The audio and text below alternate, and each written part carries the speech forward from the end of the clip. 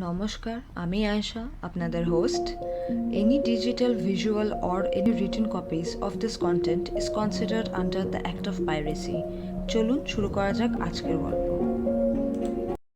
নমস্কার, বাঙালি ও গল্পকথন চ্যানেলে আপনাদের স্বাগতম. আজকের গল্পের নাম নরভক্ষক, পার্ট 1. কিছু বছর আগে ঘটে গেল এক মর্মান্তিক সাংঘাতিক ঘটনা. গার্লস হোস্টেলের নাম নিবাসিনী. আগে পাশের লোক বলাবলি করছে আজকে আরও একটা তরতাজা প্রাণ চলে গেল. নিবাসিনীতে প্রত্যেক মাসে 1-2 জন করে মেয়েরা আস্তে আস্তে গায়েব হয়ে যাচ্ছে. পুলিশ এসে কখনো দেহ পায়, কখনো পায় না. সেই দেহই আবার উদ্ধার হয়, কিন্তু 1 মাস পর, যখন তার চিহ্নিত করা সম্ভব হয় না. আজকে ছিল সেই রাত. শেষমেশ আর 4 জন বাকি.